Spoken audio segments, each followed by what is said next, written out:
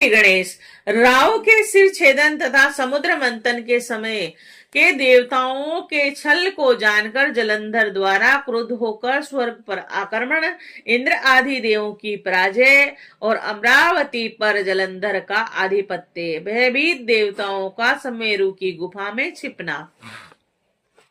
श्री शिवाय नमस्तुभ्यम। जय श्री गणेश। सनत कुमार बोले कि एक बार वृंदा का पति, वह वीर तथा उद्धार बुद्धि वाला समुद्र पुत्र जलंधर अपनी पत्नी वृंदा एवं समस्त असुरों के साथ बैठा था। उसी समय अत्यंत प्रसन्न महातेजस्वी मृत स्वरूप तेज पुंज के समान भासित होते हुए शुक्राचार्य दसों दिशाओं को प्रकाशित करते हुए वहां आए और उन गुरु को आते हुए देखकर प्रसन्न मन वाले उन सभी असुरों तथा जलंधर ने भी शीघ्र आदर पूर्वक उन्हें प्रणाम किया।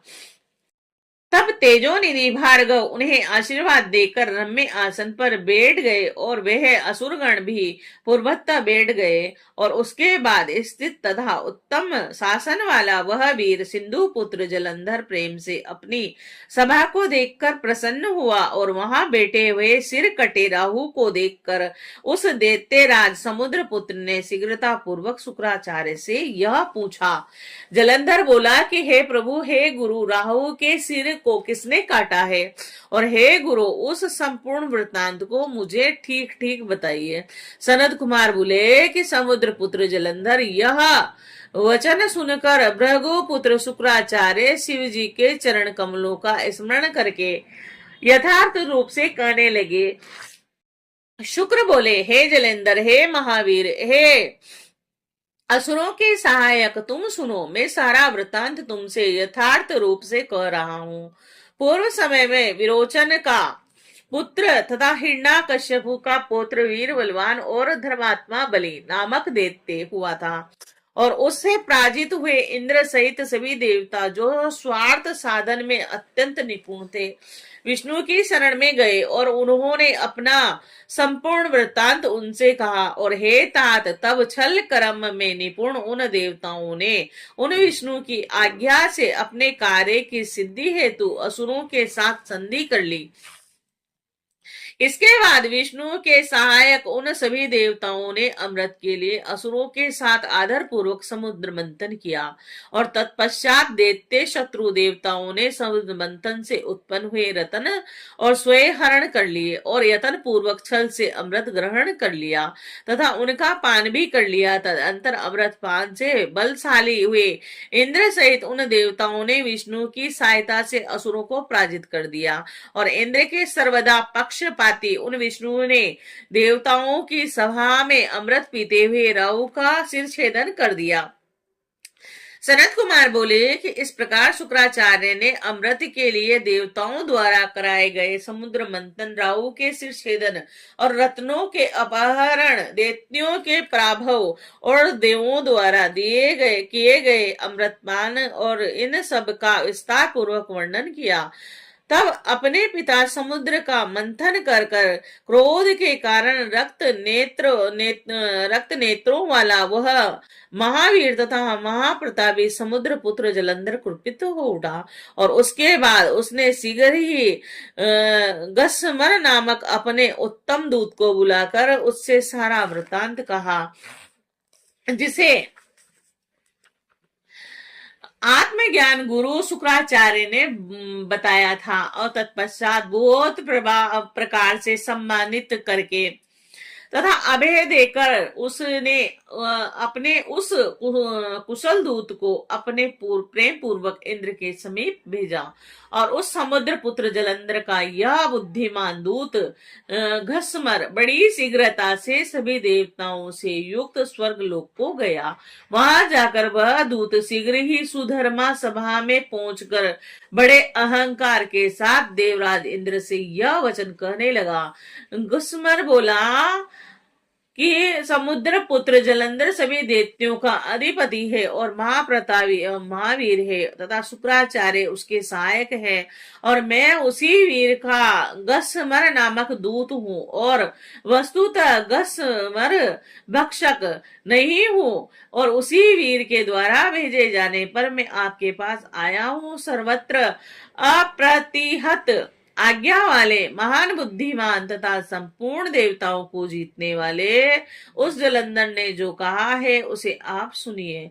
जलंधर बोला, हे देवाधम, तुमने किस कारण से पर्वत के द्वारा मेरे पिता समुद्र का मंथन किया और मेरे पिता के सारे रत्नों का अपहरण किया?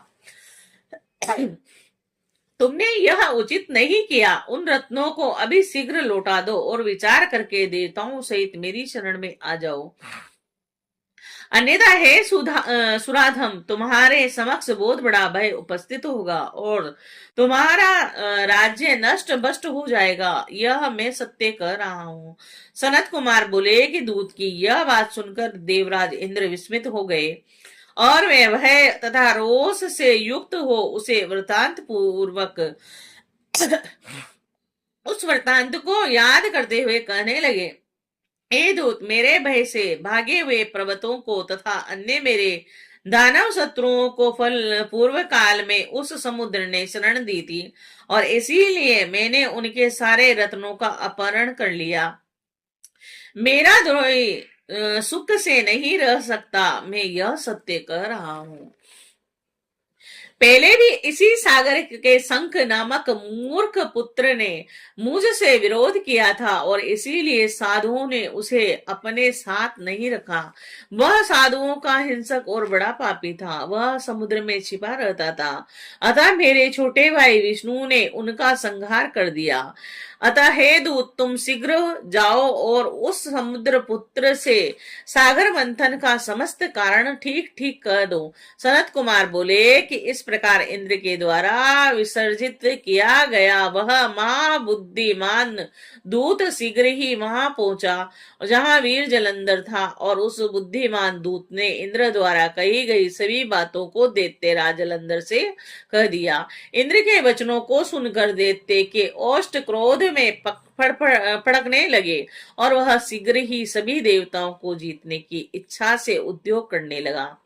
उस दैत्येंद्र के उद्योग करते ही सभी दिशाओं से तथा पाताल से करोड़ों करोड़ों दैत्य आकर उपस्थित हो गए। तत्पश्चात वह महावीर प्रतापशाली समुद्र पुत्र जलंधर शुंभ निशुंभ आदि करोड़ों सेनापतियों के साथ देवताओं पर विजय करने के लिए निकल पड़ा। इस प्रकार अपनी संपूर्ण सेनाओं को साथ लेकर वह जलंधर शीघ्र ही स्वर्ग में पहुंच गया और उसने शंख बजाया तथा सभी वीर चारों ओर से गरजने लगे। इंद्रलोक पहुंचकर उस दैत्य ने संपूर्ण सेना के साथ सिंहनाद करते हुए नंदन वन में डेरा डाल दिया।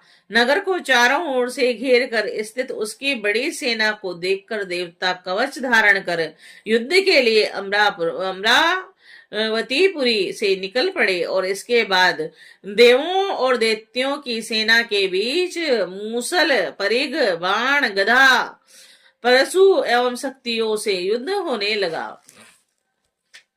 वे एक दूसरे की ओर दौड़ने लगे और एक दूसरे पर प्रहार करने लगे। थोड़ी ही देर में दोनों सेनाएं रुधिर से लथपथ हो गई। हाथी, घोड़े, रथ और तथा पैदल सेनाओं के गिरने तथा गिराने से भारी रणभूमि संध्याकालीन बादलों के समान प्रतीत होने लगी। शुक्राचार्य अमृत संजीवनी विद्या के द्वारा अभिमंत्रित जल बिंदुओं से युद्ध में मरे हुए दैत्यों को जिलाने लगे।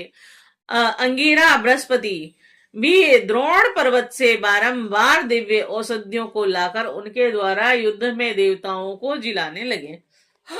तब जलंधर ने देवताओं को पुनः जीवित होते हुए देखकर क्रोध में भरकर शुक्राचार्य से यह वचन कहा। जलंधर बोला, हे गुरु, मेरे द्वारा युद्ध में मारे गए देवता कैसे जीवित होते जा रहे हैं, और मैंने तो सुन रखा है कि संजीवनी विद्या आपके अतिरिक्त और किसी के पास ही नहीं है।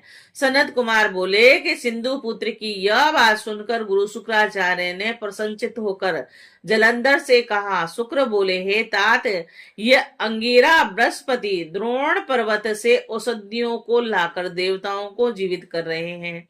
मेरी बात सत्य मानो हे तात, यदि तुम विजय चाहते हो तो मेरी हितकारी बात सुनो। तुम शीघ्र ही उस द्रोण पर्वत को अपनी भुजाओं से उखाड़ कर समुद्र में डाल दो।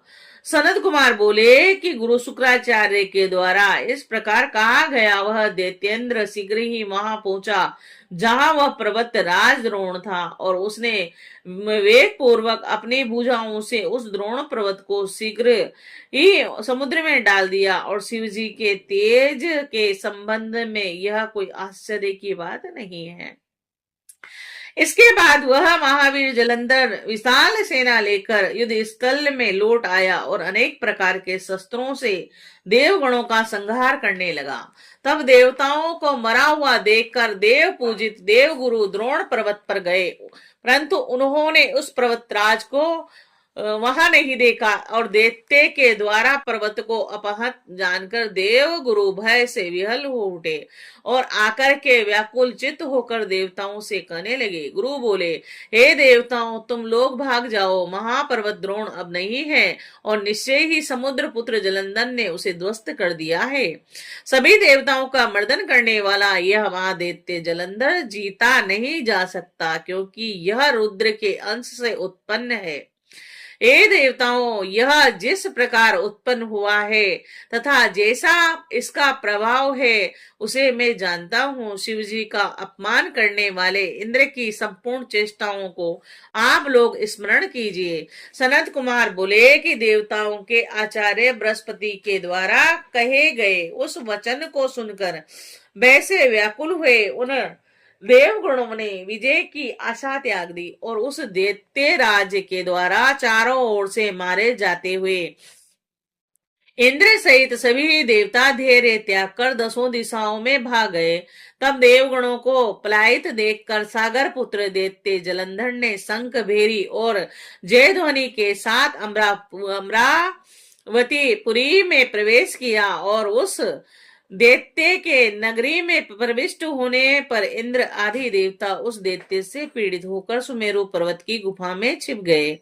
और हे मुने, तब वह असुर इंद्र आदि को के सभी अधिकारों पर श्रेष्ठ शुंभ आदि दैत्यों को भली भांति पृथक पृथक नियुक्त कर वह स्वयं देवताओं की खोज करते हुए मेरु पर्वत की गुफा में जा पहुंचा।